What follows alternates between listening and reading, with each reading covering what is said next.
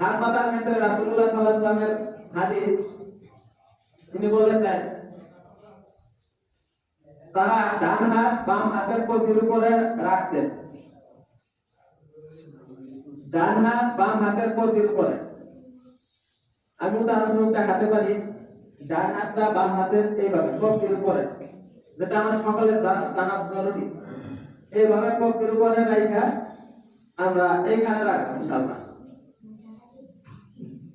ইনশাআল্লাহ সকালে আপনারা চেষ্টা করে দেখতে পারেন। অনেকে দেখা গেছে এইভাবে, অনেকে এইভাবে মানে মন করা যায় যেভাবে মন চায় সেভাবে হাত বেঁধে দাঁড়ায়। তো আমরা হাত বাঁধবো, হাত বুকের উপরে বাঁধার ব্যাপারে বহু হাদিস রয়েছে। তারপরে আমরা সানা পাঠ করবো। সানাতে আমরা অনেকেই যেটা ছোট থেকে আমরা মুখস্থ করে আসছি, সুবহানাকাল্লাহুম্মা রাব্বানা ওয়া বিহামদিকা ওয়া তাবারাকাতুকা ওয়া তাআলা জাদ্দুকা ওয়া লা ইলাহা গায়রুক, অথবা অন্য ওই যেটা আমরা আবার জানি আমাদের দোয়া হিসাবে জানি, সেটা আমরা সানার মধ্যে বলতে পারি, ইন্নী আযলাতু ওয়াজহিয়া লিল্লাযী ফাতারাস সামাওয়াতি ওয়াল আরদা হানিফা ওয়া মা আনা মিনাল মুশরিকিন। তারপরে আমরা হাত পাতার পরে এই সানাটা পাঠ করার পরে আমরা সূরা ফাতিহায় চলে যাব। সকালে মনোযোগ সহকারে শুনবেন। যখন আমরা সূরা ফাতিহায় যাব তখন ইমামের সাথে যখন পড়বে, তখন ইমাম যখন জোরে কেরাত করবে, ইমামের কেরাতে আমরা পিছনে আমরা মনে মনে মুখ মিলিয়ে যাব। শুধুমাত্র সূরা ফাতিহার ক্ষেত্রে আমরা করব, কেননা এই ক্ষেত্রে ইরশাদ হয়েছে যে সূরা ফাতিহা ছাড়া সালাত হয় না, সালাত বিনষ্ট হয়ে যায়। সেক্ষেত্রে আমরা সূরা ফাতিহা অবশ্যই কেরাত করব। আর যখন ইমাম নীরবে তেলাওয়াত করে তখনও আমরা সূরা ফাতিহাটা করব। তারপরে সূরা ফাতিহা পাঠ করে আমরা নীরব থাকব। সূরা ফাতিহা যখন ইমাম শেষ করে আমিন বলবে, যখন ইমাম সাহেব আমিন বলবে, ইমাম সাহেব আমিন আমাদের কানে দেওয়ার পরে, ইমাম সাহেবের আমিন শেষ হওয়ার পরে আমরা আমিন বলবো ইনশাআল্লাহ। তারপরে ইমাম সাহেব একটা সূরা মিলানোর পরে আমরা রুকুতে চলে যাব। রুকুতে চলে যাওয়ার সময় আমরা রফুল ইয়াদাইন আদায় করব। আমাদের আহলে সুন্নাত ওয়াল জামাত আমাদেরকে রফেদানি বলে। রফেদানি বলে কারণ ওনারা দেখে আমরা রফুল ইয়াদাইন করি। রফুল ইয়াদাইনের মানে হচ্ছে আমরা হাত দুইটাতে উঠাই, এই হাত দুইটা উঠানোর মানে হচ্ছে রফুল ইয়াদাইন। এই হাত দুইটা সহিহ riwayat আছে, আমরা কাঁধের বরাবর অথবা কাঁধের লতি পর্যন্ত সবাই আমরা লক্ষ্য করি, এই হাত দুইটা কিবলামুখী করে সর্বোচ্চ কাঁধের লতি বরাবর এই পর্যন্ত রেখে আমরা কিবলামুখী করে তারপরে আমরা হাত বাঁধবো। এবং যখন আমরা রুকুতে যাব, রুকুতে যাওয়ার আগেও আমরা রফুল ইয়াদাইন করে তারপরে রুকুতে যাব। রুকুতে যাওয়ার সময় রুকুতে যে আমরা সোজাসুজি রুকুটা করব, এমনি পা দুটো আমাদের থাকবে কিবলামুখী এবং রুকু করব আমাদের পিঠ এবং মাথা, এটা যাতে করে সমতল থাকে এবং আমাদের দৃষ্টি থাকবে নিচের দিকে। দৃষ্টিটা আমাদের এখানে সেজদা দিব, আমাদের সেজদার এখানে নামাজের দৃষ্টি সবসময় ওখানে থাকবে। অনেকেই দেখা যায় যে নামাজের সময় আমরা এদিক সেদিক অথবা হাত চুলকাই, পা চুলকাই, যেটা হচ্ছে গুরুত্বপূর্ণ ঘটনা, গুরুত্বপূর্ণ কথা। এটা হচ্ছে আমরা নামাজের দাঁড়ায় ও শাখা মরিচে আমরা পা চুলকাই, হাত চুলকাই, মাঝে মাঝে দেখে আমার নখ বড় হয়েছে কিনা, কিন্তু এগুলো আমাদের দেখা কখনো ঠিক না। আমরা দেখি যে আমাদের সশস্ত্র বাহিনী, আমাদের রাজনগর ক্যান্টনমেন্ট কাছাকাছি যারা ওই তাদের উপরস্থ কর্মকর্তা আসে, তারা আসলে এইভাবে দাঁড়ায়। দাঁড়ানোর সময় এখন কি বর্ষায় কামড় দিল না সাপে কামড় দিল, তারা কিন্তু কখনো লড়াচড়া করে না, করে। তো আমরা তো তারা তাদের উপরস্থ কর্মকর্তা দেখা এইভাবে তারা এলাক হয়ে দাঁড়ায় থাকে। আর আমরা মহান রব, সারা জাহানের মালিক, আলিমুল হাকিম, গাফুরুর রাহিম, মহান আল্লাহ তাআলা, যিনি খালিক, যিনি সমগ্র বিশ্ব, সমগ্র পৃথিবী সৃষ্টি করছে, আমরা তাদের সামনে যখন দাঁড়াই আমাদের কিভাবে এত অমনোযোগী হয়ে আমাদের বর্ষায় কাপড়। আমরা তো সেই সাহাবীর ঘটনা শুনছি, তারা তীরে, যাদের গায়ে তীর লাগছে তারপরে তারা আমাদের মনোযোগ থেকে সরে যায় না। এবং আমরা যখন আরেকটা হাদিসে পাওয়া গেছে, মহানবী সাল্লাল্লাহু আলাইহি ওয়াসাল্লাম যখন সিজদার মধ্যে যাইতেন তখন তার নাতি তার কাঁধের উপরে উঠা বসা রয়েছে, সে সেজদা এত লম্বা করছে, সে নামাজের মধ্যে এত ধ্যানমগ্ন হয়েছে, তার নাতি তার উপরে যে উঠা বসা রয়েছে, তারপরে সে তার নামাজ থেকে বিমুখ হয় নাই। তো আমাদের নামাজের মধ্যে মনোযোগটা হচ্ছে সবচেয়ে গুরুত্বপূর্ণ বিষয়। আমি এত কোরআন এত হাদিস দিয়ে বুঝাতে চাই না, আমি সাধারণ একটা উদাহরণ দিয়ে আপনাদের বুঝাইতে চাইতেছি যে মহান রবের সামনে আমাদের যদি অন্তরটা রজু না হয়, তাহলে সেই ইবাদত আমাদের কিভাবে কবুল হইব? এটা আমাদের নিজেদের বুদ্ধি বিবেচনা খাটায় দরকার। মহান আল্লাহ তাআলা সেদিন আমাদের জিজ্ঞাসা করবে যে তোমাদের কি মস্তিষ্কের মধ্যে অনুভূতি দেয় নাই, তোমাদের কি বুদ্ধি দেয় নাই? তোমরা নিজেদের বিবেক কেন তখন প্রয়োগ করলা না? তখন আমাদের অবস্থা কি হবে? আমরা সেদিনের কথা স্মরণ করি যেদিন আমরা প্রশ্নবিদ্ধ হব। মহান আল্লাহ তাআলার দিকে এমন ভাবে রজু হই যাতে করে পৃথিবীর আর কোন স্থানে কাউকে আমরা ক্ষমা প্রার্থনা না করি। মহান আল্লাহ তাআলা সালাত হচ্ছে দোয়া, সালাতের মাধ্যমে আমাদের গুনাহ মাফ পাওয়ার একটা মাধ্যম। আমরা গেছিলাম রুকু পর্যন্ত, তখন আমরা যখন রুকু থেকে উঠে দাঁড়াবো তখন আমরা আবার রফুলি আদায় করবো। তো রফুলি আদায়ের ব্যাপারটা আমি যেভাবে দেখাইছি, সামি আল্লাহু লিমান হামিদা যখন ইমাম সাহেব বলবে, তখন মুসল্লি বৃন্দ বলবে আল্লাহুম্মা রাব্বানা ওয়া লাকাল হামদ হামদান কাসীরান তাইয়িবান মুবারাকান ফি। এটা আমরা শুদ্ধভাবে বলবো। তারপরে এখানে আমরা একটা গুরুত্বপূর্ণ ঘটনা, আমরা সকলে দাবি করি আমরা আহলে হাদিস। এখন আমরা আহলে হাদিস কারা, আজকে আমি সেটা বলতেছি। আহলে হাদিস হচ্ছে যারা সহিহ হাদিস এবং কোরআনের মধ্যে যা আছে শুধু সেইটাই মানে, সহিহ হাদিস এবং কোরআন মানে, তারা হচ্ছে আহলে হাদিস। আর তারাই হচ্ছে সালাফি, আর তাদেরকে রফেদানি বলা হয়। মূল কথা আমরা মনে রাখবো যে আহলে হাদিস আমরা কেন বলি, আমাদের আহলে হাদিস কেন বলা হয়। তো তারপর আমরা রুকু থেকে উঠে সামি আল্লাহু লিমান হামিদা পরে দোয়াটা করব, দোয়াটা করে আমরা রফিল ইয়াদিন করে যখন ইমাম সাহেব আবার আল্লাহু আকবার বলবে, আমরা তখন সিজদায় চলে যাব। সিজদাটা ঠিক একটু লম্বা করে সিজদাটা দিতে হবে, আর হাত দুটো আমাদের কিবলার দিকে থাকতে হবে, এরকম সোজা জমিনের মধ্যে এইভাবে রাখা আমরা ওই রফুল ইয়াদিনের যে কান পর্যন্ত রাখছি সেই কান পর্যন্ত, এইদিকে আবার কেউ চোখ ডাইকা এই সিজদার মধ্যে চোখ ডাইকা রাখে, কারো হাত এইভাবে থাকে। কিন্তু তখন রিওয়ায়াতে আসছে হাদিসে তোমরা কুকুরের ন্যায় জমিনে বিছায়া পড়ো না। এটা মহিলা পুরুষ উভয়ের ক্ষেত্রে। এখন বলতে পারেন যে মহিলাদের আর পুরুষদের নামাজের ভিন্নতা আছে। যদি নামাজের ভিন্নতাই থাকে তাহলে রাসূলুল্লাহ সাল্লাল্লাহু আলাইহি ওয়াসাল্লাম কি মহিলা ছিলেন? রাসূল সাল্লাল্লাহু আলাইহি ওয়াসাল্লাম পুরুষ ছিলেন না? না কোনো সন্দেহ আছে? রাসূলুল্লাহ সাল্লাল্লাহু আলাইহি ওয়াসাল্লাম যদি পুরুষ থাকেন তাহলে রাসূলুল্লাহ সাল্লাল্লাহু আলাইহি ওয়াসাল্লাম কি বলেছেন? রাসূলুল্লাহ সাল্লাল্লাহু আলাইহি ওয়াসাল্লাম বলেছেন সাল্লু কামা রাআইতুমুনি উসাল্লি, তোমরা ওইভাবে সালাত আদায় করো যেভাবে আমাকে সালাত আদায় করতে দেখো। এই হাদিসের মধ্যে তো আমরা স্পষ্ট ধারণা পাই যে রাসূলুল্লাহ সাল্লাল্লাহু আলাইহি ওয়াসাল্লাম বলেছেন আমাকে যেভাবে সালাত আদায় করতে দেখো তোমরা ওইভাবে সালাত আদায় করো। এখানে নারী পুরুষের কোনো ভিন্নতার কথা এই হাদিসের মধ্যে আসে নাই। তো সেই ক্ষেত্রে আমরা সেজদার ক্ষেত্রে সুন্দরভাবে এই একটু ফাঁকা করে এদিকটা ওই সুন্দরভাবে সেজদাটা দেব। সেজদার সময় লাগিয়া যেমনি আমরা রুকুর তাসবিহ করব সুবহানা রাব্বিয়াল আযীম, সুবহানা রাব্বিয়াল আযীম, সুবহানা রাব্বিয়াল আযীম। এখানে আরেকটা দোয়া পাঠ করা যায়, সেটা নামাজের মনোযোগের ক্ষেত্রে আমরা এই দোয়াগুলো পরিবর্তন করে পড়লে আমাদের নামাজের মনোযোগ আরো ভালো হয়। সুবহানাকা আল্লাহুম্মা রাব্বানা ওয়া বিহামদিকা আল্লাহুম্মা আকফির।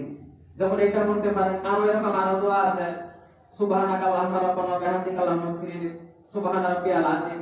যেমনি আমরা রুকুতে পড়ব তেমনি আবার আমরা সিজদায় এইভাবে পড়ব যে সুবহানা রাব্বিয়াল আলা, সুবহানাকা আল্লাহুম্মা রাব্বানা ওয়া বিহামদিকা আল্লাহুম্মা আকফির। আমরা অর্থ বুঝে বুঝে যদি পড়তে পারি তাহলে ইনশাআল্লাহ নামাজের মধ্যে মনোস্থির ভালো হবে, মনোযোগ ভালো হবে, সেদিকে আমাদের লক্ষ্য দিতে হবে। এবং আমরা সালাত থেকে যখন সিজদা থেকে উঠে আমরা বলবো তখন আমরা বলবো আল্লাহুম্মা গফিরলি ওয়ারহামনি ওয়াহদিনি ওয়াহদিনি ওয়ারযুকনি। এটা আমরা অনেকেই জানি, আর না জানলে এটা জানা দেওয়া উত্তম। তারপর আমরা যখন দুই সিজদার মাঝখানে এটা বলবো, এটা বলার পরে যখন দুই রাকাত শেষ হয় তখন আমরা বৈঠকে বসি। আমরা বৈঠকে বসে তাশাহুদের বৈঠকে বসি। তাশাহুদের বৈঠকে প্রথম বৈঠকে শুধুমাত্র আমরা আত্তাহিয়াত পাঠ করব, এটা তাশাহুদ বলা। যখন আমরা আত্তাহিয়াত পাঠ করব তখন আমাদের হাত দুইটা থাকবে পুরোর উপরে, বাম হাতটা সোজা থাকবে এবং ডান হাতটা 53 থাকবে। আরবিতে যেভাবে 53 লেখে ওইভাবে 53 থাকবে এবং পুরোর উপরে রাখা আমরা হাতটা এইভাবে আশহাদু আল্লা ইলাহা ইল্লাল্লাহু ওয়াহদাহু লা শারীকা লাহু ওয়া আশহাদু আন্না মুহাম্মাদান আবদুহু ওয়া রাসূলুহু। আমরা যখন তাশাহুদ পাঠ করব তখন আমরা হাতের আঙ্গুলটা এইভাবে পুরোর উপরে রাখা এইভাবে আস্তে আস্তে আস্তে আস্তে করে আমরা ইশারা করব। আর তখন আমাদের এই চোখের নজর থাকবে হয়তো এই তাশাহুদের এই আঙ্গুলের দিকে, আমরা আঙ্গুল দাঁড়ানোর দিকে। তারপরে তখন আমরা দরুদ শরীফ পড়ব। দরুদ শরীফের পরে আমরা দোয়া মাসুরা পড়ব। দোয়া মাসুরা পরে এখন দোয়া মাসুরা হচ্ছে দোয়ার পালা। দোয়ার সময় আমরা আল্লাহুম্মা ইন্নী যালামতু নাফসি যুলমান কাসীরা ওয়া লা ইয়াগফিরুয যুনুবা ইল্লা আনতা ফাগফিরলি মাগফিরাতাম মিন ইনদিকা ওয়ারহামনি ইন্নাকা আনতাল গাফুরুর রাহিম। আমরা এই পর্যন্ত করে দিই, কিন্তু আমাদের সম্মানিত ইমাম সাহেব আমাদের বহুবার স্মরণ করায় দিয়েছে যে এটার পরেও আমাদের আরো দোয়া আছে। কারণ সালাতের মানে সালাতের অর্থ হচ্ছে দোয়া। সালাতের অর্থ হচ্ছে দোয়া। তো আমরা এরপরে আবার দোয়া বলবো আল্লাহুম্মা, তারপর আমরা দোয়া করতে পারি আল্লাহুম্মা ইন্নী আউযু বিকা মিন আযাবি জাহান্নাম ওয়া মিন আযাবিল কবর ওয়া মিন ফিতনাতিল মাহইয়া ওয়াল মামাতি ওয়া মিন শাররি ফিতনাতিল মাসিহিদ দাজ্জাল। এই দোয়াটা আমাদের ইমাম সাহেব প্রতি সময় প্রায় মনে করায় দেয়, কিন্তু আমরা হয়তো শিখি না। তারপর আমরা আরো দোয়া করতে পারি যে আল্লাহুম্মা রাব্বানা যালামনা আনফুসানা ওয়া ইল্লাম তাগফির লানা ওয়া তারহামনা লানাকুনান্না মিনাল খাসিরিন। আমরা যখন দুনিয়া ও আখিরাতের কল্যাণ আল্লাহর কাছে চাইবো, যে এক দোয়ায় সবকিছু আছে, সেটা হলো রব্বানা আতিনা ফিদ দুনিয়া হাসানাতাও ওয়া ফিল আখিরাতি হাসানাতাও ওয়া কিনা আযাবান নার।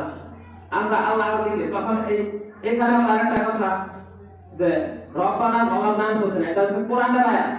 যেখানে দোয়া সেখানে সালাতের মধ্যে সরাসরি কোরআনের আয়াত পাঠ করা ঠিক আছে, সেখানে আমরা আল্লাহুম্মা এই দোয়াটার আগে আল্লাহুম্মা বলবো। যেমন আল্লাহুম্মা রাব্বানা হাব লানা মিন আজওয়াজিনা ওয়া যুররিয়াতিনা কুররাতা আইউনিন ওয়াজআলনা লিল মুত্তাকিনা ইমামা। যেমন আরেকবার আল্লাহুম্মা, আরেকটা নতুন দোয়া শুরু করব আল্লাহুম্মা রাব্বিরহামহুমা কামা রাব্বায়ানি সাগীরা। আমরা এই দোয়াগুলো শেষ করব। শেষ করে যখন ইমাম সাহেব সালাম ফিরাবে এবং আমরা একাকী নামাজ পড়লে যখন সালাম ফিরাবো, সালাম ফিরানোর ক্ষেত্রে আমরা আসসালামু আলাইকুম ওয়া রাহমাতুল্লাহ, আমরা ধীরে ধীরে সালাম ফিরাবো ডান দিকে আগে, তারপরে হচ্ছে বাম দিকে। যখন সালাম ফিরাবো, সালাম ফিরানোর শেষে আমরা একবার জোরে জোরে বলবো আল্লাহু আকবার, তারপরে তিনবার আস্তে আস্তে আস্তাগফিরুল্লাহ আস্তাগফিরুল্লাহ, তারপরে সুবহানাল্লাহ 33 বার, আলহামদুলিল্লাহ 33 বার, আল্লাহু আকবার 33 বার, তারপরে আমরা কালিমে তাওহীদ বলবো, তারপরে আমরা আয়াতুল কুরসি বলবো। এবং আমরা দোয়া করার ক্ষেত্রে কিন্তু কোনো সম্মিলিত মুনাজাত ছাড়া আমরা একাকী মুনাজাত করতেই পারি, একাকী দোয়া করতেই পারি। সেই ক্ষেত্রে আমরা দোয়া করতে পারি। তো একটু সময় বেশি হয়ে গেছে, আমরা শেষ পর্যন্ত দেখতে সকলে ক্ষমা করবেন। সুবহানাকা আল্লাহুম্মা রাব্বানা ওয়া বিহামদিকা আল্লাহুম্মা বারকিনি।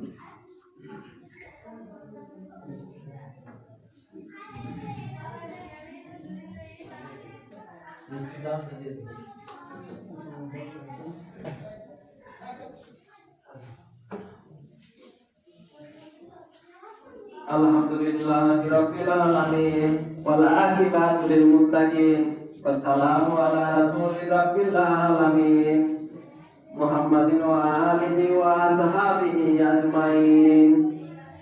আম্মা বাদ, সকলে দুরূদ পাঠ করি।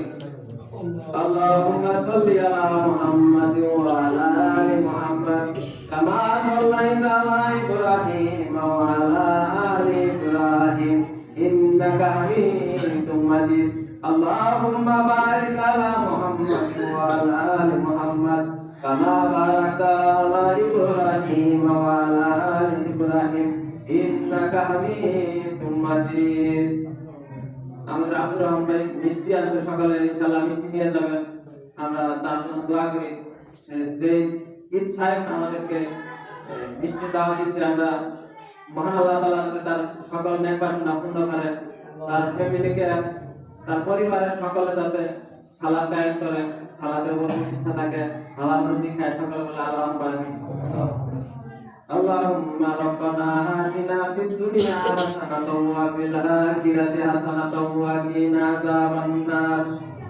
ربنا هب لنا من أزواجنا وذرياتنا قرة أعين واجعلنا للمتقين إماما اللهم رب ارحمهما كما ربياني صغيرا সকলে মনের ভিতর থেকে নিজের আমরা বাবা মার কাছে টাকা পয়সা চাইতে গেলে একটা আন্তরিকতার সাথে চাই ঠিক কিনা আমরা কারো কাছে কিছু প্রার্থনা করতে গেলে আন্তরিকতা একটা আছে তো যেহেতু আমরা সারা জাহানের মালিক আল্লাহ তাআলার নিকট চাইতেছি আমরা একটু মন থেকে অন্তরটা রুজু করে সুন্দর করে আমরা আল্লাহুম্মা আমিন করি اللهم ربنا هب لنا من ازواجنا وذرياتنا قرة أعين واجعلنا للمتقين إماما اللهم أجرني من النار اللهم أجرنا من النار اللهم إني أسألك الجنة اللهم إني أسألك الجنة اللهم يا حي يا قيوم برحمتك أستغيث اللهم يا حي يا قيوم برحمتك أستغيث اللهم أجرني في مصيبتي واخلف لي خيرا منها এই দোয়াটা হচ্ছে এই দোয়াটা তোমার একটা হাদিস আসছে আমি হাদিসটা বলি দেরি হয়ে গেছে সেজন্য সবাই ক্ষমা করবেন হাদিস আছে রাসূলুল্লাহ সাল্লাল্লাহু আলাইহি ওয়াসাল্লামের একটা স্ত্রীর নাম উম্মে সালামা যখন উম্মে সালামার যখন আবি সালামা জীবদ্দশায় ছিল তখন কিন্তু রাসূল সাল্লাল্লাহু আলাইহি ওয়াসাল্লামের স্ত্রী তিনি ছিলেন না তখন ছিলেন আবি সালামা তখন আবি সালামা যখন রাসূল সাল্লাল্লাহু আলাইহি ওয়াসাল্লামের কাছে একটা দোয়া শিখাচ্ছে তখন উম্মে সালামা বলছেন যে তুমি এমন কি দোয়া শিখাচ্ছ আমাকে তুমি জানাবে না তখন আবি সালামা উম্মে সালামাকে বলল যে আল্লাহুম্মা আজিরনি ফি মুসিবাতি ওয়া আখলিফনি খাইরাম মিনহা তখন তিনি এই দোয়াটা বললেন এবং এই দোয়াটা তারপরে মুখস্থ করে ফেললেন তখন আবি সালামা মৃত্যুবরণ করছে রাসূল সাল্লাল্লাহু আলাইহি ওয়াসাল্লাম সাহাবী আবি সালামা মৃত্যুবরণ করছে তখন এই দোয়াটা উম্মে সালামা বলছেন যে আল্লাহুম্মা আজিরনি ফি মুসিবাতি ওয়া আখলিফনি খাইরাম মিনহা তখন এই দোয়াটা আমল করার পরে এই উম্মে সালামার বিয়ে হচ্ছে রাসূল সাল্লাল্লাহু আলাইহি ওয়াসাল্লামের কাছে এর চেয়ে বড় ফজিলত আর দুনিয়াতে আর কি আছে রাসূলুল্লাহ সাল্লাল্লাহু আলাইহি ওয়াসাল্লামের স্ত্রী হওয়া এটা তার মুখের কথা না এটা তো অনেক দামি জিনিস তখন রাসূলুল্লাহ সাল্লাল্লাহু আলাইহি ওয়াসাল্লামের কাছে বললেন যে তাহলে তুমি কি পেয়েছো তখন উম্মে সালামা বলল যে আমি রাসূলের স্ত্রী হইতে পারছি এর চেয়ে বেশি আর আমার কি পাওয়ার আছে তো আমরা এই দোয়াটা মহান আল্লাহ সাল্লাল্লাহু আলাইহি ওয়াসাল্লাম ইরশাদ করেছেন ইন্না লিল্লাহি ওয়া ইন্না ইলাইহি রাজিউন যখন আমরা বিপদ এবং বালা মুসিবতের মধ্যে পড়ব তখন আমরা মহান আল্লাহ তাআলার দোয়াটা হচ্ছে শিখানো দোয়া কোরআনে মাজিদে ইরশাদ করেছে ইন্না লিল্লাহি ওয়া ইন্না ইলাইহি রাজিউন আমাদের পরিবার থেকে অনেকের পরিবার থেকে অনেকে মৃত্যুবরণ করছে সকলে আমরা আন্তরিকতার সাথে বলি আল্লাহুম্মা গফির লিহাইয়িনা ওয়া মাইয়িতিনা ওয়া শাহিদিনা وغائبنا وصغيرنا وكبيرنا وذكرنا والأنثانا اللهم من أحييته منا فتوفني على الإسلام ومن توفيته منا فتوفه على الإيمان اللهم إنا لله وإنا إليه راجعون اللهم اجرني في مصيبتي واخلف لي خيرا منها اللهم انصرنا وانصر نبينا محمد صلى الله عليه وسلم ودعونا منهم واخذل من خذل بنا محمد صلى الله عليه وسلم ودعونا منهم عباد الله رحمكم الله إن الله يأمر بالعدل والإحسان وإيتاء ذي القربى وينهى عن الفحشاء والمنكر والبغي ويعظكم لعلكم تذكرون واذكروا الله يذكركم ويدعوه يستجب لكم ولذكر الله تعالى وآتوا وأتم وأهم أكبر